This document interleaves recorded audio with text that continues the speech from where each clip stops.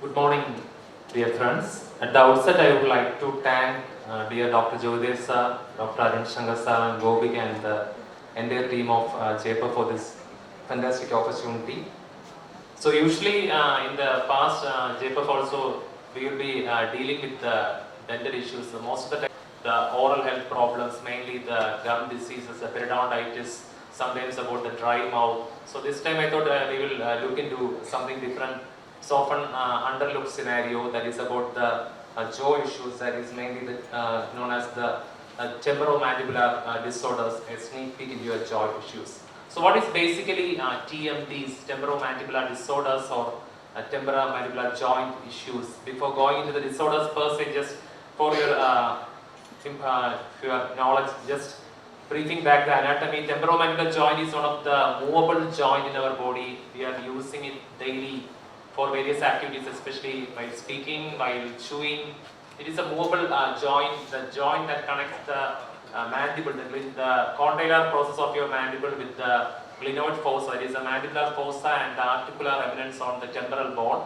So anything that happens to this joint is totally termed as temporomandibular disorders or temporomandibular joint pathology, which is actually a broad umbrella term which in itself includes 30 different types of joint and muscular issues. So what are the symptoms of temporomandibular joint disorders? You will have pain or tenderness in the jaw and the related joint area and the face. Sometimes there won't be an etiology, we cannot completely rely upon. Sometimes we call it as atypical orofacial pain. Then there will be, you have the pain in and around the ear, we sometimes called as the preauricular pain. Then you have the associated headaches and the neck pains, especially around the nape of the neck, the swelling on the side of the face, and the one common thing is the jaws often getting stuck or locked, especially after taking some crunchy foods. The patient may feel like he cannot close the mouth properly, the jaw is getting stuck in a or locked in a closed position.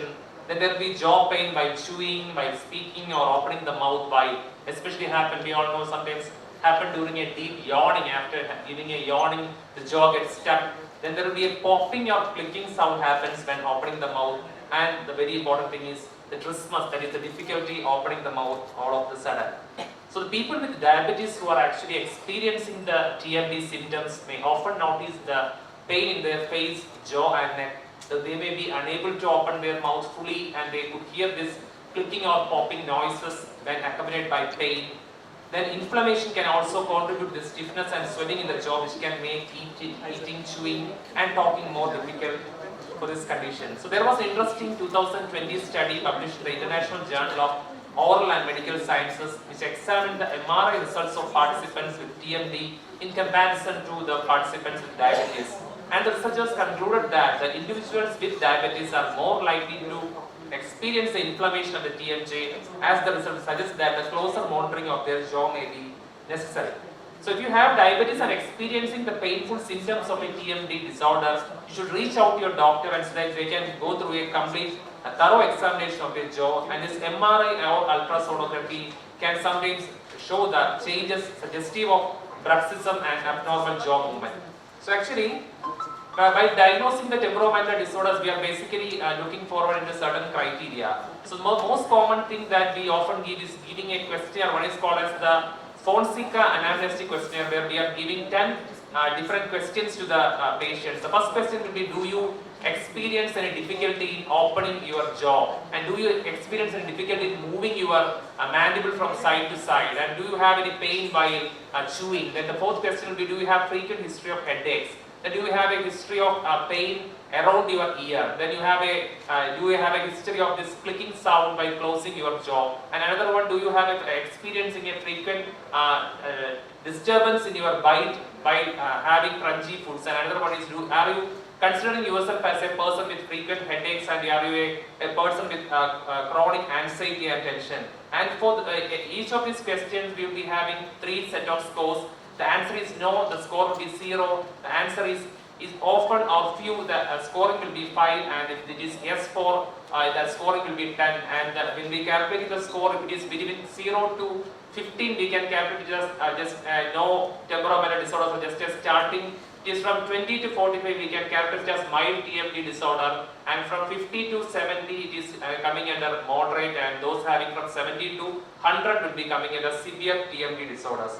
So this is one study, the glucose intolerance associated with TMJ pain dysfunction syndrome. So basically the study, the pathophysiology says that inflammation happens anywhere in the body. So diabetes is one of the major thing that happens, causes the release of various inflammatory mediators. One thing the Jayagumari madam also was mentioning in her study regarding the osteoarthritis, because lot of inflammatory mediators are happening, and one thing which is often less addressed may be the neuropathy thing. So the diabetes causes the neuropathy. Neuropathy affects various parts of the body. It will have a very deleterious effect on the joints per se, especially in the temporomandibular joints as such. So when compared to a normal person with TMD, when a person has got diabetes, the chance of the TMD getting worse is more. This is the first study actually done way back in 1977. A recent study is the 2023 analysis of the relation to the dietary pattern changes and how the TMJ inflammation diabetic rats they revealed that when the dietary pattern changed, because of I was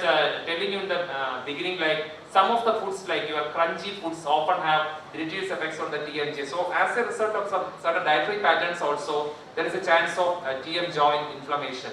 This one study which is done in published in the International Association of Diabetes and Research, and it was done in those patients with type 2 diabetes.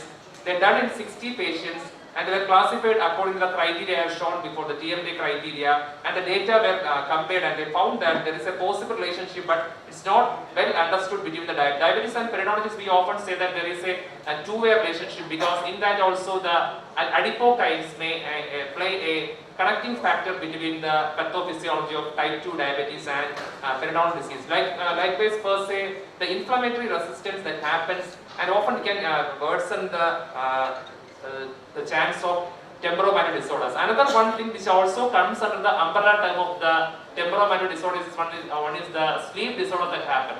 We all heard about the term called bruxism. Some people often have the habit of the biting or too much clenching of their teeth, knowingly or unknowingly. It happens during the daytime, we call it as diurnal bruxism. It often happens in the night, we call it as nocturnal bruxism. Another co-linking area is the presence of OSA, that is obstructive sleep apnea. So obstructive sleep apnea has got a link with both the TMDs as well as the diabetes. Because of the lack of the sleep that happens, there is a chance that the increase of insulin resistance that has also have a deleterious effect on the glucose and also have a variation in the A1C levels in such patients. Another interesting study which is actually not peer reviewed, is set to publish after the peer review, that is in the type 1 diabetes. They have evaluated the TMJ dysfunction in 101 children with type 1 diabetes. So they found that those compared to the other people, these type 1 diabetes children has got, they checked all these 10 parameters as per the Fonseca index I have taught before. So they found that compared to the normal people, these type 1 diabetes children were more prone to have this diabetes related temporomandibular issues. Basically they have some problem during the clicking of the jaws, a difficulty in their mouth opening, the joint stiffness basically due to the neuropathy per se. Another one is the systematic review on the link between the sleep bruxism and the chronic inflammation. They have examined various chronic inflammatory conditions, and they found that the diabetes, especially the type 2 diabetes, was one of the most important thing that aggravates the sleep bruxism and indeed again aggravate the temporomandibular disorders. Same thing.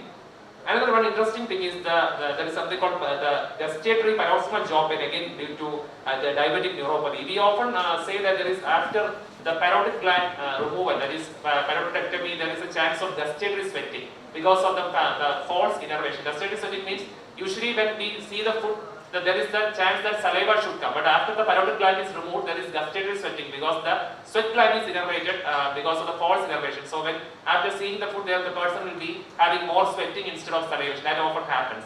But other than the parotidectomy, this paroxysmal jaw pain usually never happens. But in one study, they found that when they examined around 250 individuals, and they found that there are certain people has got a paroxysmal jaw pain. And jaw pain is especially happen during as a shocking type of pain which lasting for about 10 minutes after taking sucrose-rich foods, which is not happen to other foods. And they often see that as a result of diabetic neuropathy, there is a chance of paroxysmal jaw pain. Another interesting study was again the involvement of the mandibular nerve in the diabetic polyneuropathy and CADP. So they found that as the CADP involves almost all of the nerves, the mandibular nerve, the trigeminal nerve per se, especially the mandibular, the trigeminal nerve has got 3 branches, the ophthalmic, maxillary and the mandibular division. Among that, the mandibular division is more prone to have the involved in the diabetic polyneuropathy, which in turn aggravates the associated nerve and muscular changes in the temporomandibular disorders.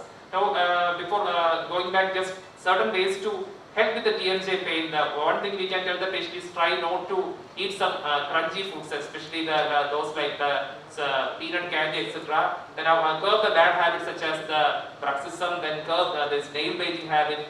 Then avoiding the frequent use of this chewing gum, and try not to rest your head on your chin and avoid slouching.